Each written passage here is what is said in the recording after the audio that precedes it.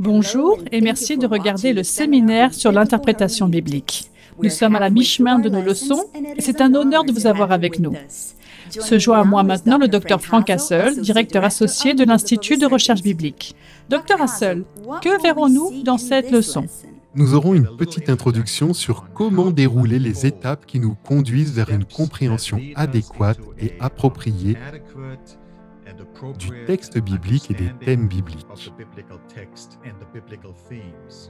Et cela sera illustré par quelques exemples et cas pratiques.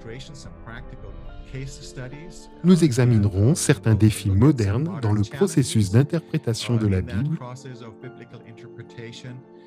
parce que beaucoup de gens, vous savez, prennent la Bible telle qu'elle se lit et ils ne prennent pas en considération les principes qui sont nécessaires pour une bonne compréhension du texte biblique.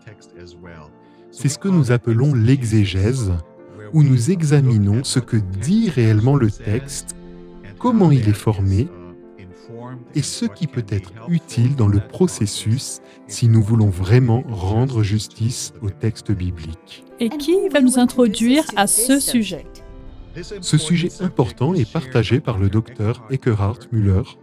Lorsqu'il a écrit à cet article, le docteur Eckhard Müller était directeur associé de l'Institut de recherche biblique de la Conférence générale des Églises adventistes du 7e jour à Silver Spring.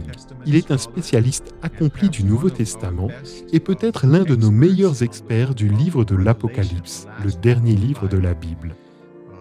Il a vécu de nombreuses années en Europe et aussi aux États-Unis,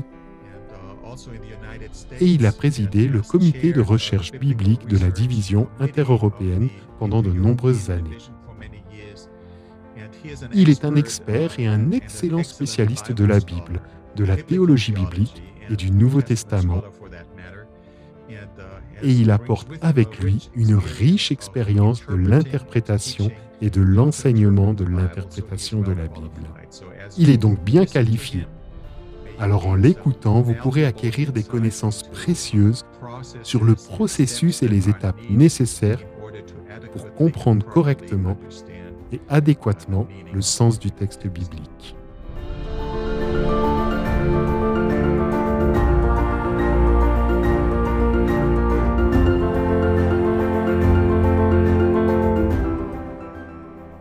Le docteur Eckhard Müller nous rejoint maintenant pour explorer les principes de l'interprétation biblique.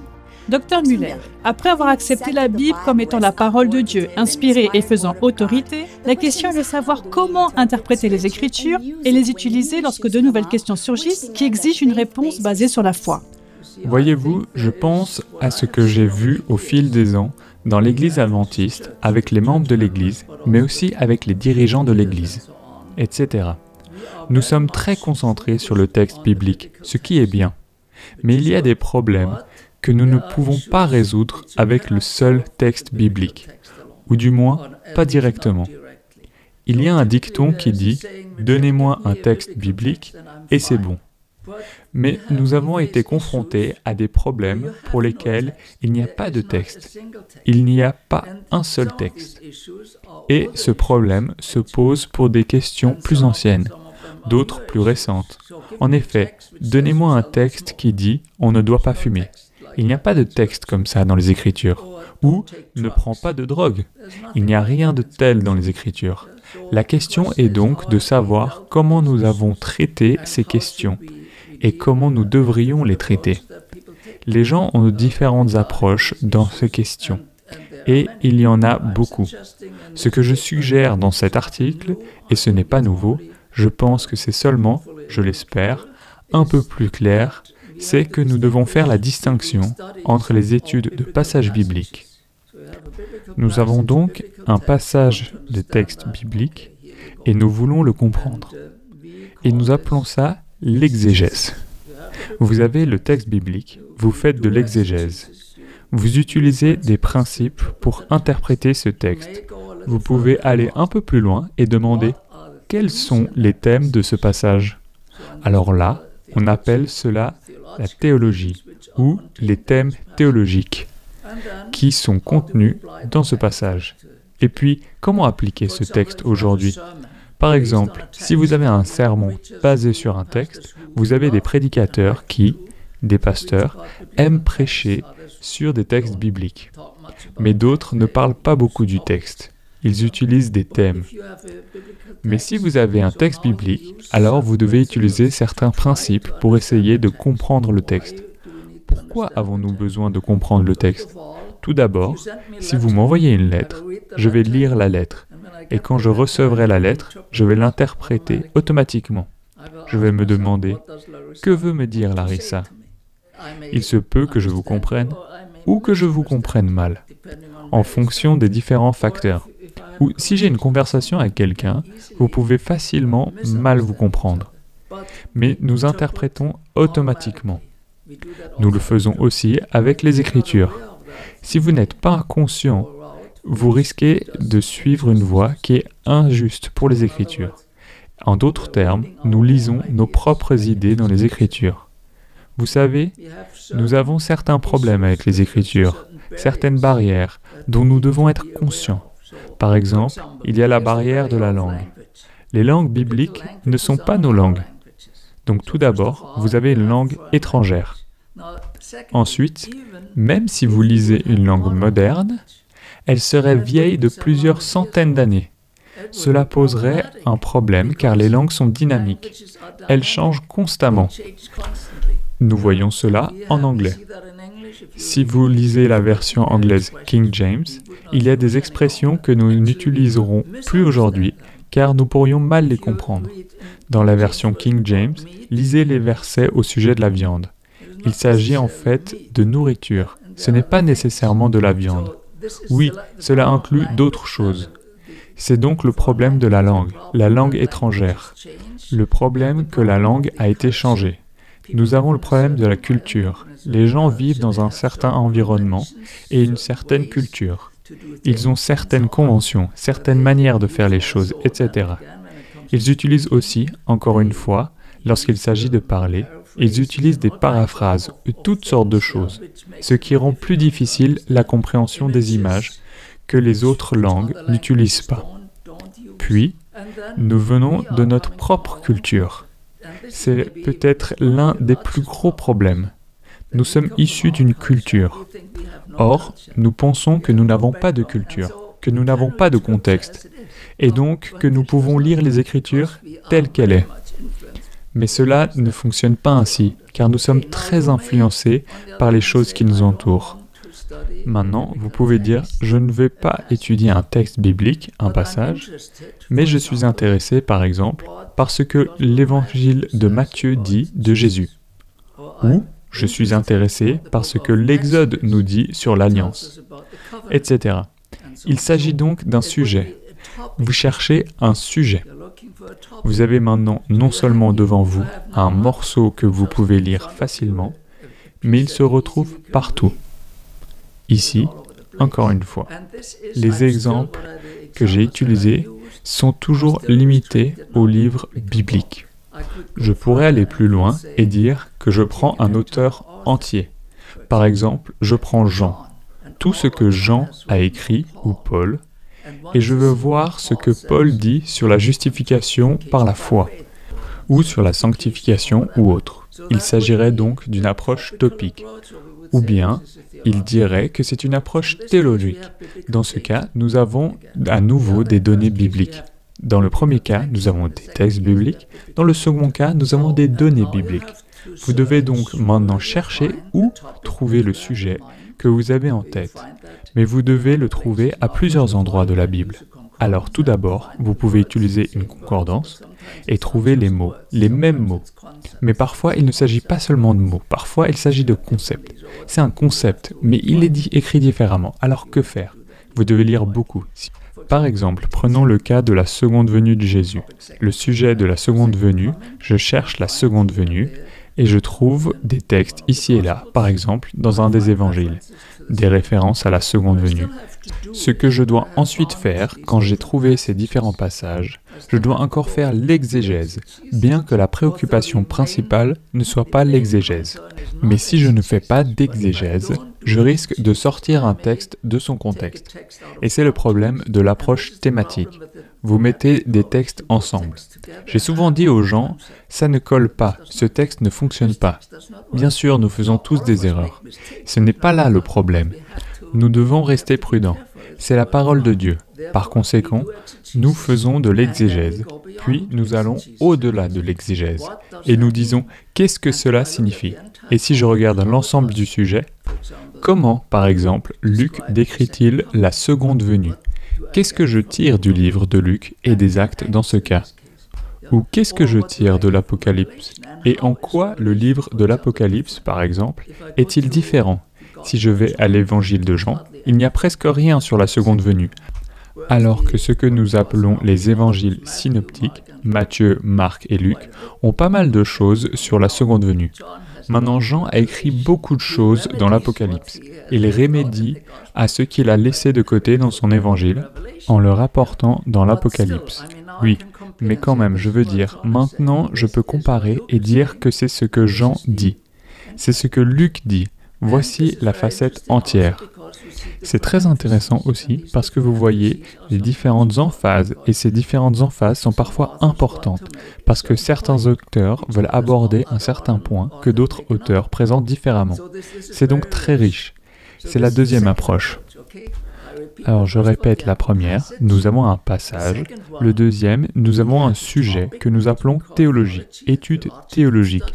Nous passons par différents endroits, mais quand même, si nous avons trouvé les différentes références dans les différents textes, nous devons enquêter sur chacune d'entre elles avant de tirer des conclusions. Avec la théologie aussi, si vous avez une image complète et que vous dites que c'est ce que la Bible enseigne sur la seconde venue, alors je peux toujours appliquer cela. Qu'est-ce que cela signifie pour moi? L'application doit toujours être basée sur le texte. J'ai déjà entendu des sermons où vous avez une merveilleuse explication, et quand vous passez à l'application, parfois, l'application n'est plus liée au texte. C'est autre chose. C'est un beau morceau, peut-être fait par le pasteur, qui n'a rien à voir avec le texte original. Je trouve cela dommage. La troisième approche est celle des sujets modernes, ou des sujets que nous ne trouvons pas dans les Écritures. Laissez-moi vous donner quelques exemples. J'ai mentionné le tabagisme, j'ai mentionné les drogues, mais il y a beaucoup de choses modernes, plus modernes. Que faisons-nous de la recherche sur les cellules souches embryonnaires? Parce que vous avez un embryon là. Devrions-nous le faire? Est-ce une forme de vie? N'est-ce pas déjà une vie? Que faisons-nous avec cela? Certains diraient que nous ne faisons pas de recherche sur les cellules souches embryonnaires, que nous faisons des autres recherches sur les cellules souches, mais pas sur les embryons. Alors comment décider? Il s'agit d'une question moderne. Il n'y a pas dans les Écritures une réponse directe sur ce que les recherches sur les cellules souches embryonnaires sont acceptables ou non. Que faisons-nous avec le clonage humain? Je veux dire, le clonage animal existe déjà. On n'est peut-être pas loin du clonage humain ou des cyborgs, de ces êtres mixtes en partie machine et en partie humain. Que disons-nous à ce sujet? Qu'en est-il de l'intelligence artificielle? Est-ce une bonne chose? Est-ce que ce n'est pas bien? Combien investissons-nous dans ce domaine? À quel point nous sommes prudents? Représente-t-elle une menace ou non? Comment évaluer d'un point de vue biblique? Qu'en est-il des réseaux sociaux? Les médias sociaux peuvent être très bénéfiques et peuvent être très très menaçants et dangereux. Je connais par exemple une sœur qui vient à notre classe d'école du sabbat. Elle a dit « Je ne peux plus être sur WhatsApp. Ma conscience ne me permet plus d'être sur WhatsApp. » Et les esclaves, il existe des formes modernes d'esclavage. La Bible ne dit pas que vous ne devez pas et qu'il est interdit d'avoir des esclaves. Elle ne le dit pas directement. Nous croyons que la Bible enseigne cela, mais il n'y a aucun texte qui dit que l'esclavage est interdit. Maintenant, vous avez des enfants qui travaillent plus ou moins comme des esclaves. Que faisons-nous avec le réchauffement climatique et l'écologie? Qu'en est-il des jeux d'argent? Et l'avortement? Vous avez un texte sur l'avortement? Peut-être un texte rudimentaire dans l'Ancien Testament, mais c'est difficile à argumenter. Et le transgendérisme? Où en sommes-nous arrivés récemment lors de notre demande du comité d'éthique pour réfléchir au drapeau dans l'Église? Je ne sais pas comment cela se passe au Brésil, mais dans les pays européens, il n'y a généralement pas de drapeau dans les églises. Alors que dans les églises américaines, nord-américaines, il y a un drapeau de l'église et celui du pays sur l'estrade. Est-ce que c'est une chose à faire ou non? Est-ce que cela viole notre principe de séparation de l'État et de l'Église? Vous voyez, ce sont toutes sortes de questions. Je pourrais en poser beaucoup d'autres. Alors comment dans le monde traitons-nous cette question? Il n'y a pas de texte biblique. Ce serait plus facile si nous avions un texte biblique. Alors que devons-nous faire dans ce cas? Vous devez travailler avec les principes bibliques qui traitent de cette question. Et c'est mieux de le faire ensemble, au sein d'un groupe, où plusieurs peuvent donner leur avis et dire que ce principe peut s'appliquer, et que celui-là peut s'appliquer à ce cas. Et si vous avez trouvé un principe, vous faites ensuite l'exégèse et de la théologie. Ensuite, dans ce cas, l'accent est mis sur l'application. Alors que faisons-nous maintenant avec ça? Certaines de ces questions sont urgentes. D'autres ne le sont pas autant, mais nous avons beaucoup de ces questions à traiter. Nous utilisons les Écritures pour chacune d'entre elles. Dieu nous guide. C'est ce que je revendique dans cet article. Dieu nous guide même pour ces sujets avec les Écritures, mais pas avec un texte biblique propre.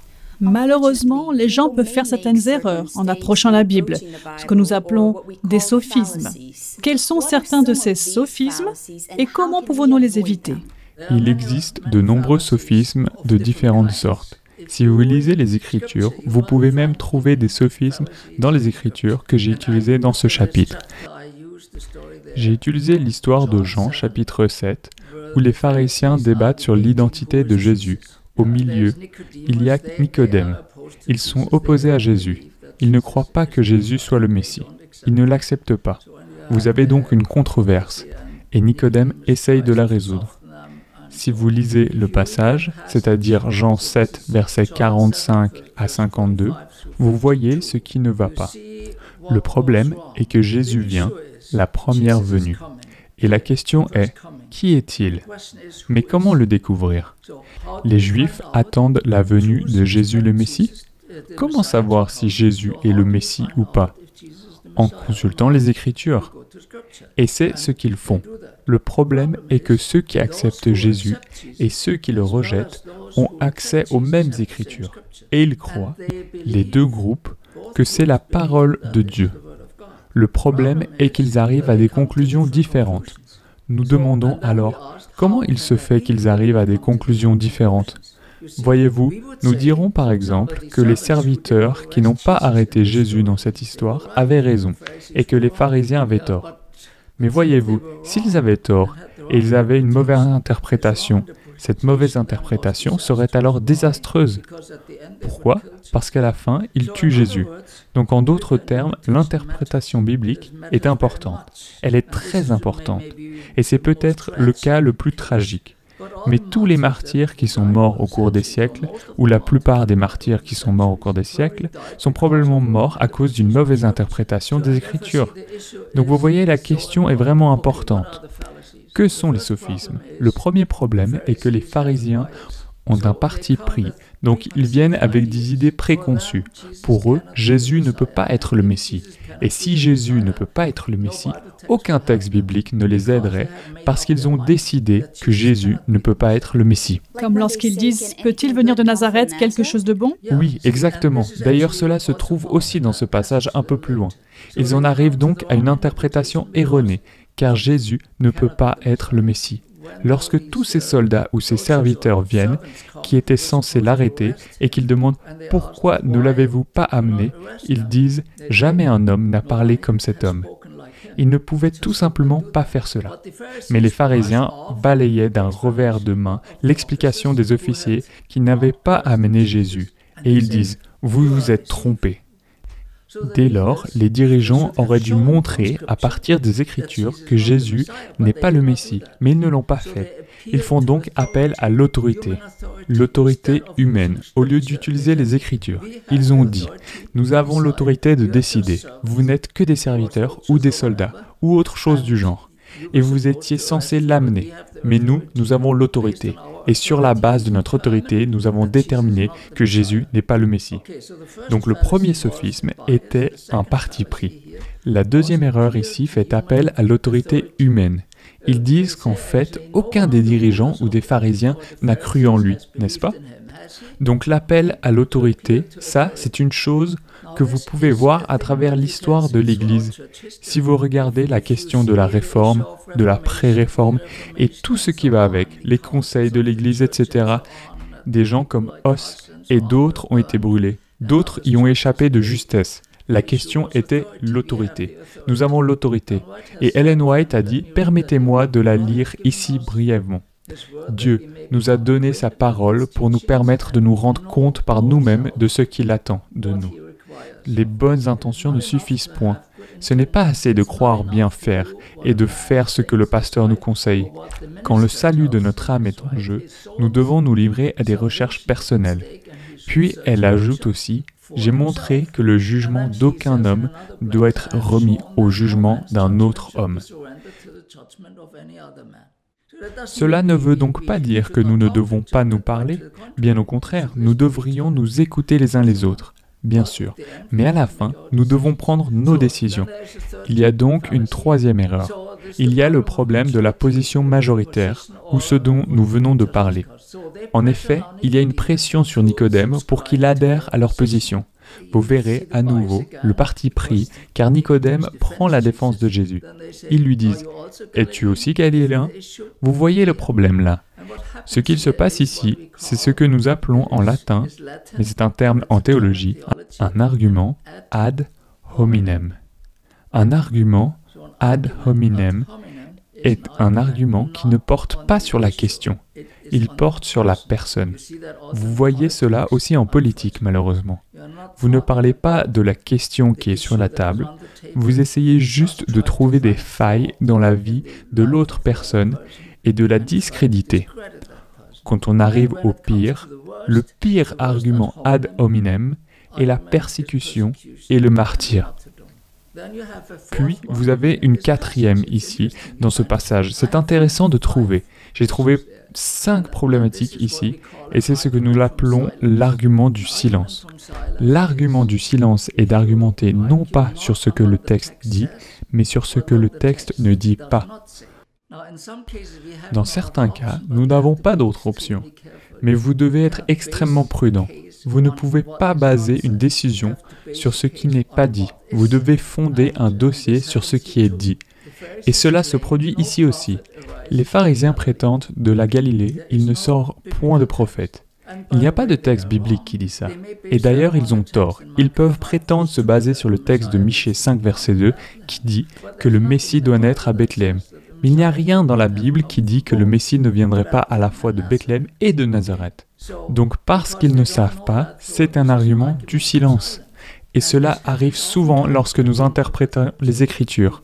Vous fondez votre argument sur ce qui n'est pas dans les Écritures, au lieu de le fonder sur ce qui est dans les Écritures. Quelqu'un a écrit, à ce moment-là, ils ont renvoyé Nicodème aux Écritures. Les pharisiens ont envoyé Nicodème aux Écritures pour découvrir non pas tant ce qu'elle dit, mais ce qu'ils pensent qu'elle ne dit pas. Voilà donc le problème.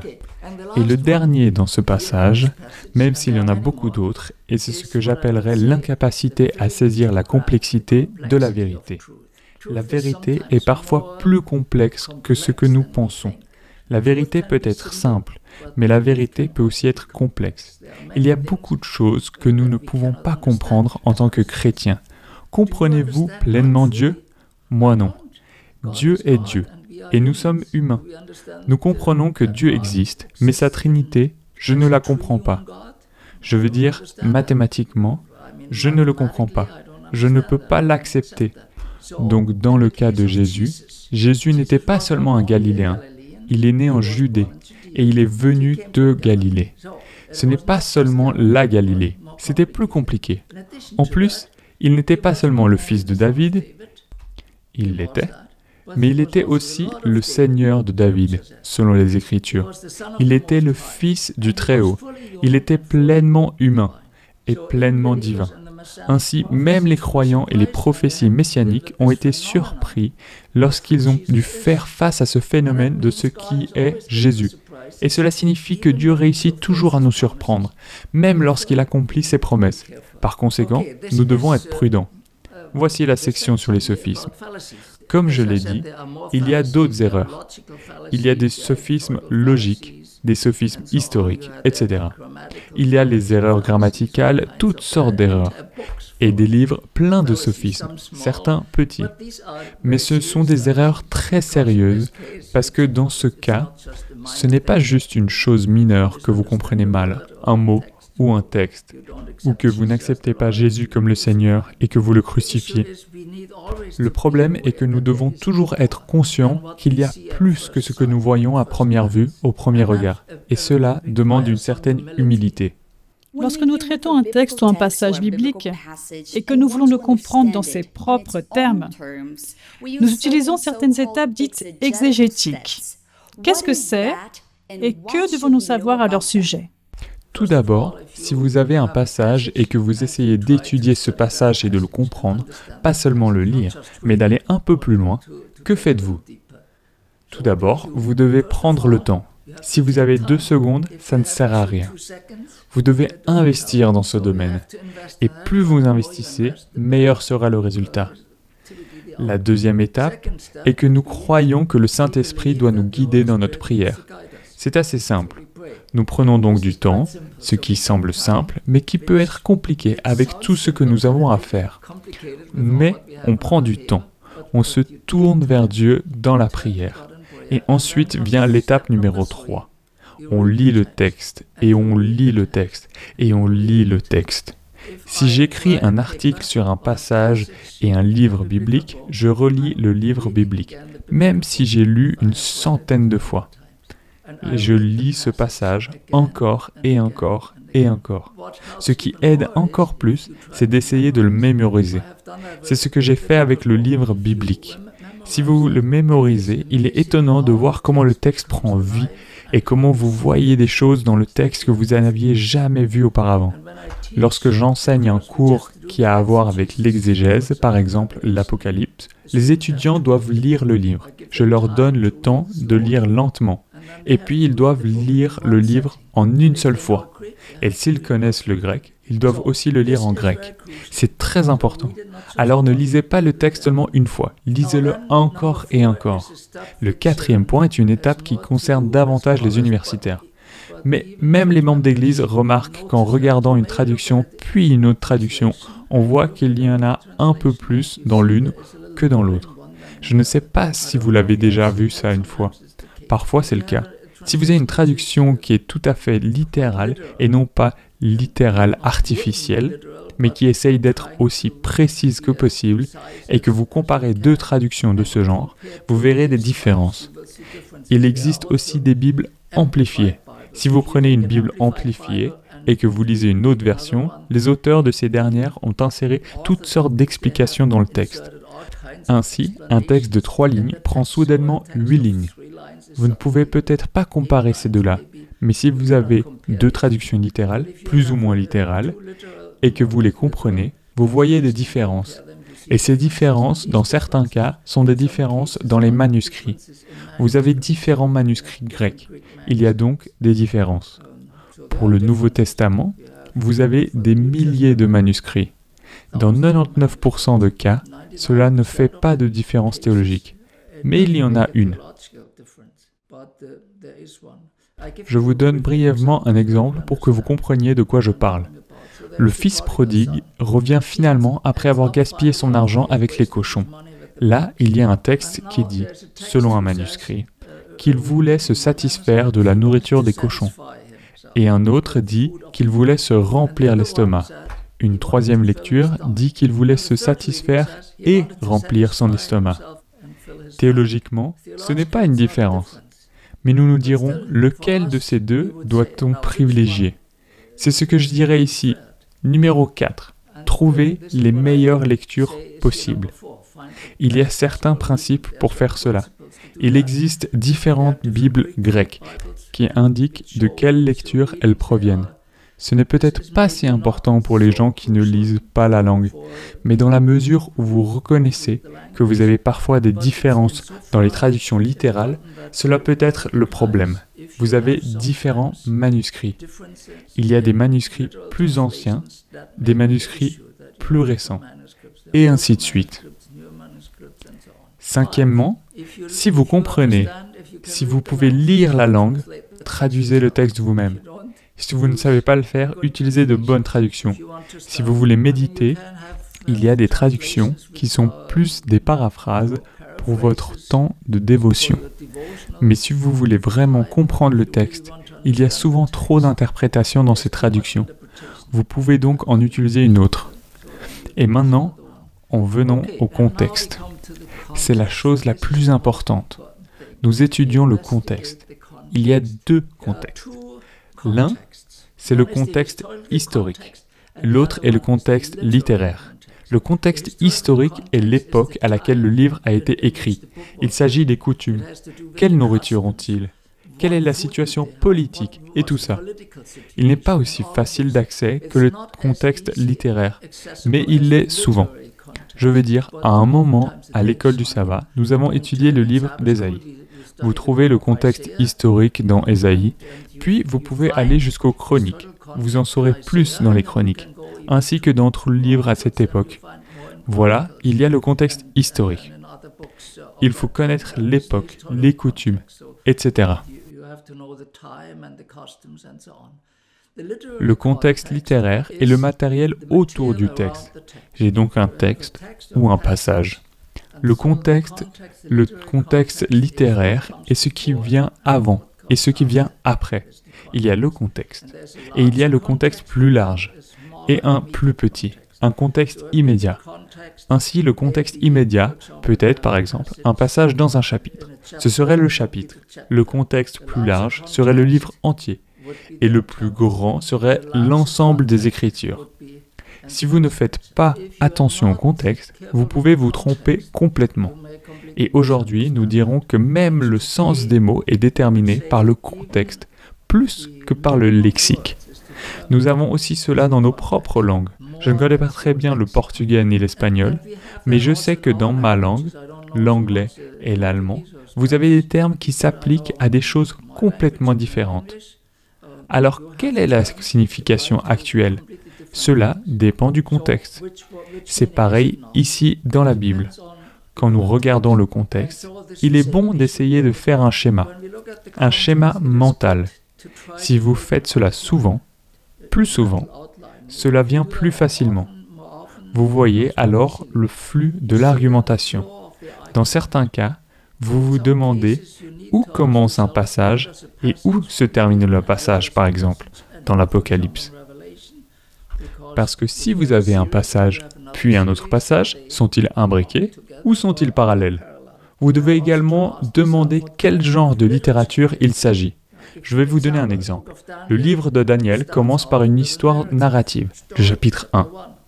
Au chapitre 2, vous avez à nouveau une histoire. Mais dans cette histoire, vous avez une vision qui est différente. Et cette vision est une prophétie apocalyptique.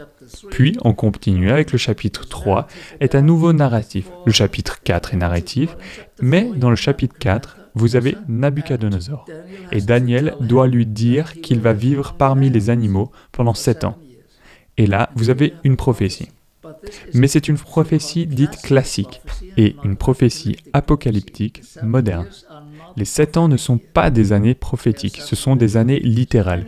Puis vous continuez. Si vous allez au chapitre 5, c'est narratif. Le 6, c'est narratif. Le 7 présente une prophétie apocalyptique jusqu'à la fin du livre.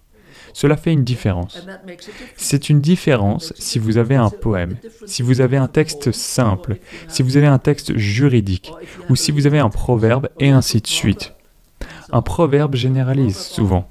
Il décrit la règle générale. Il peut y avoir des exceptions à la règle générale, et c'est la partie la plus importante de l'interprétation des Écritures. Le contexte, le plus petit, le plus grand, et ainsi de suite. Après, que ceci soit fait, il y a une autre étape. Il y a beaucoup à dire. Mais il y a l'étape de l'analyse du texte. On part de l'extérieur et on va vers l'intérieur, jusqu'au centre. Donc, vous arrivez au texte, vous avez lu le texte avant, vous avez également lu le contexte. Que faites-vous? Encore une fois, il peut être très utile de tracer les grandes lignes du texte, parce qu'alors vous voyez les choses dans le texte que vous auriez autrement négligées. Je ne peux pas vous montrer d'exemple maintenant, Je vous en enverrai dans la présentation. Ce que vous faites aussi, c'est que vous ne regardez pas seulement les mots et ce qu'ils signifient, mais aussi des unités plus larges, des expressions, des phrases, etc. Nous devons garder à l'esprit que le tout est supérieur aux sommes de ses parties. Comme en musique, vous dites « je joue un Do » et ceci est neutre. Un Do est neutre. Il donne un certain son. Il est neutre. Maintenant, si j'ai une composition, une symphonie, c'est une histoire complètement différente. Si j'ai une pièce d'échecs, c'est aussi une autre histoire. Vous avez toujours des parties individuelles, mais l'ensemble est plus vaste et quelque chose qui peut être complètement différent de la partie individuelle. Alors, nous examinons également les mots individuels, mais nous faisons attention. Ils doivent être déterminés. Donc, l'enchâssement. Et ensuite, il y a d'autres choses, les nombreuses petites choses, parce que la Bible a toutes sortes de caractéristiques, comme l'ironie, le sarcasme, et d'autres de ces figures littéraires. Il y a parfois la typologie et d'autres choses. Tout cela est important pour l'interprétation. Donc, après avoir fait ça, vous interrogez le texte. Le texte est analysé. Et ensuite, vous demandez au texte, vous vous demandez qu'est-ce que le texte signifie pour nous aujourd'hui. Nous pouvons personnaliser cela. Comment Dieu me parle-t-il à travers ce texte? Dans une situation différente, si vous lisez Amos, c'est le 8e siècle. Vous n'existez pas. Ce n'est pas moi, c'est Amos. Mais les principes peuvent encore s'appliquer à moi.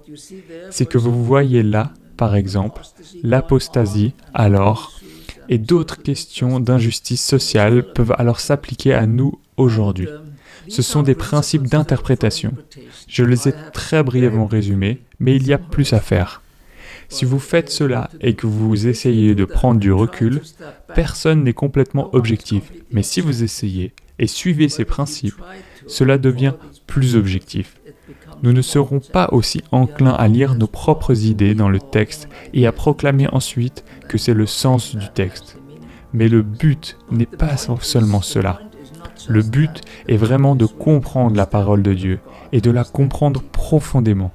Pour moi, c'est toujours étonnant. Même si j'ai étudié les textes si souvent, j'apprécie cet aspect parce qu'il y a toujours plus. Et ce n'est pas seulement cela, mais il y a plus. Ce n'est pas seulement de la curiosité, mais aussi l'enjeu de connaître Dieu et de connaître Jésus. Et c'est ce qui se passe lorsque nous prenons le temps pour les Écritures. Merci, Dr Muller, et merci d'avoir été avec nous. À la prochaine.